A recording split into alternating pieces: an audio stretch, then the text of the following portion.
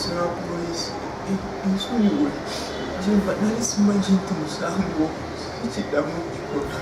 Bamanya Dennis ow'emyaka 29 yakwatiddwa n'aggayirwa ku poliisi y'oku CPS nga kiddiridde alinaitwe Peter kwekubira endulu ku poliisi oluvannyuma lw'okutegeezebwa nti mutabani we yali yawambibwa abantu abataategeerekeka n'atwalibwa Arua ng'akubiddwa kalifomu ng'ennaku z'omwezi 22 December 2018. Yansindikira message abantu abatali kumanya batamanyi bebamuwambi bamukutema yingira taxi.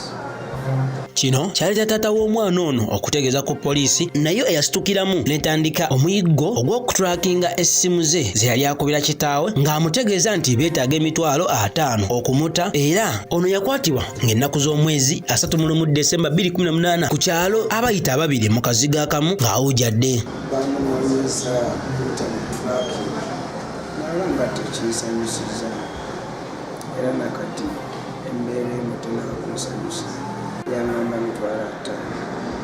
Bamanya mukulajjana okungi ategeeza nti asaba taata we amusonyiwe kubanga kino yakikola okusobola okuyamba mukazi we yali akalongoosebwa. Nanisaba poliisi ensuliwe gyemba nali simanyi nti musango ekiddamu okukikola.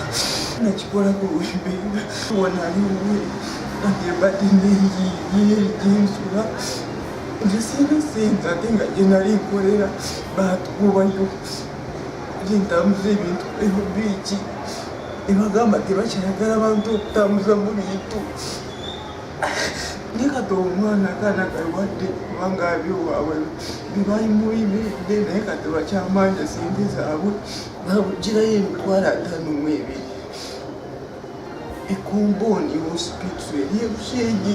Alinaitwe Peter taata w'omuvubuka ategeezezza nti munyiivu nnyo era ensonga eno temuyisa bulungi newankubadde omwana aba mwana n'okusunzira nti abadde takikolangako. Nga tekinsanyusiza era nakati embeera emu tenakunsanyusa olw'okuba nti talina kirera kyonna kyeyalina ekyefaananyiza bwekiti kye yali akoze n'asabye gavumenti okusonyiwa.